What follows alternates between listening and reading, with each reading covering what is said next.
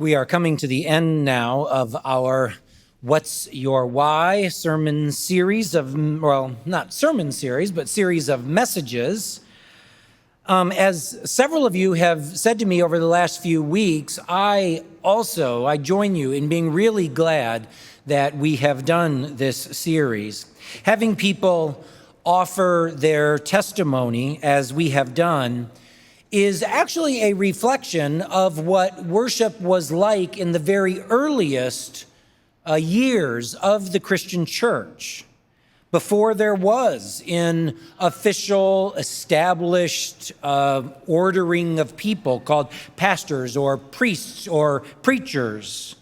The earliest church did have preachers, but they weren't settled, established preachers in one location, but rather traveling, itinerant preachers who went around to the various Christian communities that gathered in various cities. And they told stories about the teaching of Jesus. But those traveling preachers didn't really have any special authority.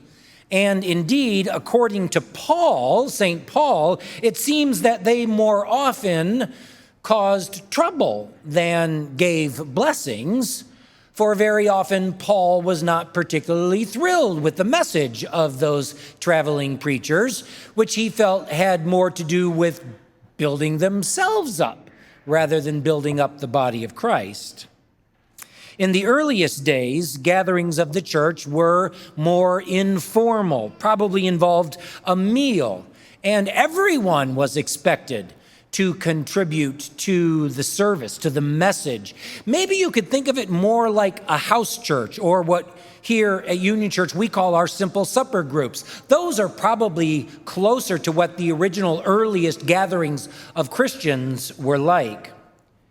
And Paul says to that kind of context, whenever you come together, each one has a song or a teaching or an insight or an angelic message or an interpretation of the angel's message.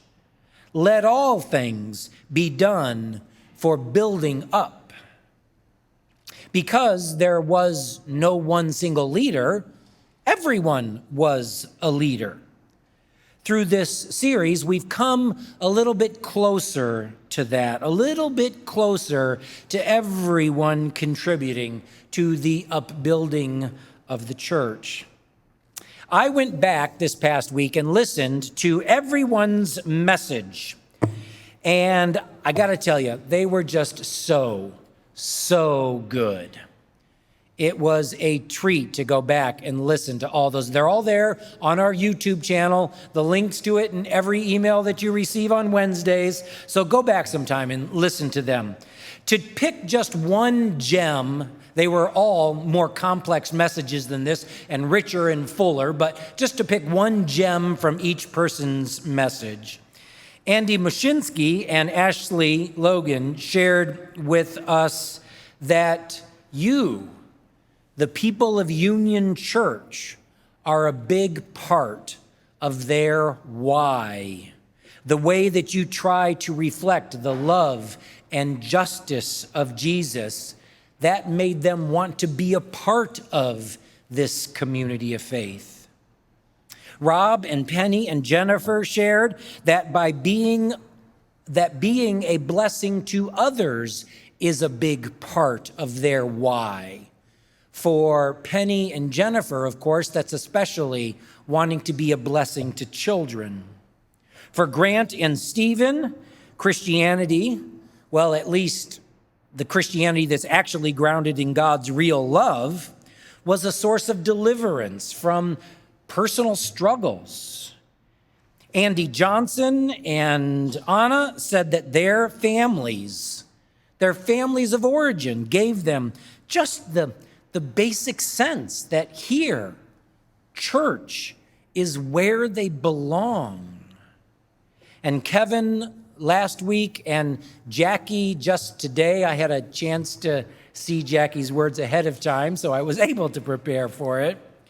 Jackie and Kevin shared that their why has a lot to do with being valued and loved by God and this church just for who they are. No competition, nothing to earn, nothing to prove, just loved for being you themselves. Now, I have to admit that I'm pretty pleased with what everyone had to say, because I think all of the messages that we've heard reflect exactly what we're trying to do around here as Union Church, which, as you can see on the cover of your worship order today, is trying to help children, and therefore really everyone, develop curious, generous, personal, and socially engaged Christian faith. It seems that a lot of that is actually happening as people sojourn here at Union Church for at least today's part of their Christian journey. Now, I reflected on a bit of my why the first week of this series. I mentioned that I am here today as a committed follower of Jesus because when I was 5, 6, 7, 8, 9, 10, 11, 12, and beyond, I sat most Sundays in worship in the Lutheran churches of my youth, and the liturgy of those worship services just did what it's supposed to do. It shaped who I am because it gave me a beautiful vision of the world and of God and of what humanity's place in this world is. Love, forgiveness, grace, justice, compassion, generosity, and an appreciation of being countercultural. All of that just seeped into me without me even recognizing it through the worship services, the liturgy of my childhood. My why is that I am here, is that I am who I am because the Christian vision of God and the world and humanity's place in it is beautiful. It's compelling, and it's worth committing my life to.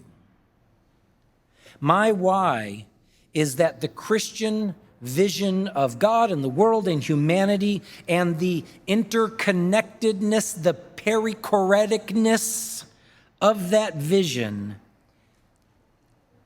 is a magnet that just keeps drawing me closer and closer in.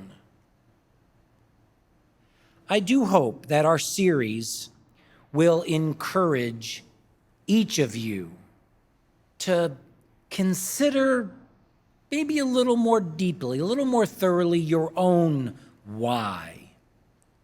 Why do you bother with this thing called church? With this commitment called Christianity? If, even after hearing the whys of all the folks who have spoken the last few weeks, if trying to name your why still seems too daunting, I want to suggest for you a simple and hopefully pretty non-intimidating way to think about this. I did this with the Simple Supper groups last month, and they all found it to be a rather engaging activity. Just think of 5 words that seem central to your faith, and maybe talk to someone you trust. I'd be happy to listen. A family member, your sister in Iowa, whoever it is. Think of 5 words and the justification for those 5 words. 5 words that are central to your faith, to your experience of Christianity, to your experience of God. Just 5 words. And talk about them. Why are they central to your understanding of the faith, to your life of faith? So my 5 words, to give you a little example about this, are, first of all, peace. From my earliest days, I have been motivated, I have been moved by the fundamental Christian message of peace. There's a lot of bad stuff that happens in this world, but it is all alien from the will of God. The will of God is all about bringing peace to this world. The Hebrew word shalom, being peace not just in sort of a political and global sense, as in the absence of conflict, but also, it is that, for sure, but it is also the peace within our hearts and our relationships. It is, as I've been saying today, perichoretic peace. It's the peaceful relatedness of creation that reflects the peaceful relatedness of the Trinity. That word, peace, is central to my faith.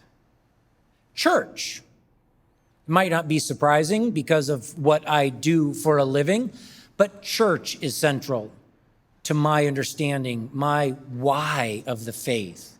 Because the church is the place where we see the peace of God embodied in the world today. There's a great line, some of you know that I spent some of my life Presbyterian, grew up Lutheran, some of my life Presbyterian, in the United Church of Christ now. But there's a great line in the Presbyterian tradition that says, the church is the provisional demonstration of what God intends for all humanity. I love that line. That's who we are. We are a provisional demonstration of what God intends for all humanity. Our life together is central to what Christianity is all about. The third word is cross. That might not be surprising either, because Christianity ought to have something to do with the cross, but it's important to say, because the cross, and by the way, by the cross, I don't just mean the device of torture that the Romans used to kill Jesus, but rather I mean the cross and the resurrection, the whole event of the cross and Jesus' life anew following the empty tomb. The cross is central because there we see how God deals with the worst that humanity can throw at God. Humanity put God's own child to death rather than have to face the truth about itself. And what did God do? God said, no, I will not accept your rejection. And so Jesus Christ was raised from the dead to bring new life to the world that had rejected God. And so the cross and the resurrection are a central part of my faith because it shows how we deal with evil. We will just say, no, we will not give up until all things are reconciled. Third word is enough. It's not a very theological word, but it is central to my faith because it's central to my vision of justice in this world. Everybody should have enough. The problem with this world is not that there's too little stuff. The problem is that it's pooled into small ponds, small puddles, when it should be spread out among all of humanity. Everyone should have enough to live with security and love and an opportunity for education and health. And if we would just share, that vision could be far more true than it is today. Everyone should have enough. And my last word is everyone. Again, it's not a particularly theological word until you think of it in this context. God is not going to give up until everyone is included in the eternal love of God. You've heard me talk about this before, the idea of quote-unquote universal salvation. It's not just a doctrine, it's a vision. It's a belief that God is going to do what God says, which is bring everyone around to the love of God. Because I don't want to believe in a God. In fact, I refuse to believe in a God that leaves even one person ultimately outside the circle of God's love. Who wants to believe in a God who created someone just so they could suffer forever? Everyone is ultimately included in the circle of God's love. It might take a while for each person to have burned out of their soul that which keeps them from God. But in the end, God wins, and everyone is included. So those are my words. Peace, church, cross, enough, and everyone. And just to give you a little visual of it all, really in a lot of ways, it's all included in this painting from Edward Hicks.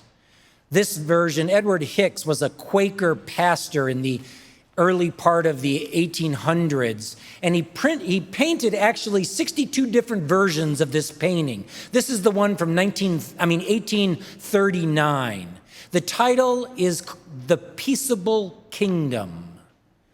And it is, in many ways, just a beautiful representation of everything that I have just said. Super quickly, it is a vision of the 9th chapter of Isaiah, verses 6 through 9, where Isaiah says, "The wolf shall live with the lamb, the leopard shall lie down with the kid, and the calf and the lion will feed together, and a little child shall lead them." It's obviously a vision of peace, all of creation living harmoniously together. It is obviously a vision of the church, because this is what we are the provisional demonstration for. This is a vision of what God calls everyone to be through the church.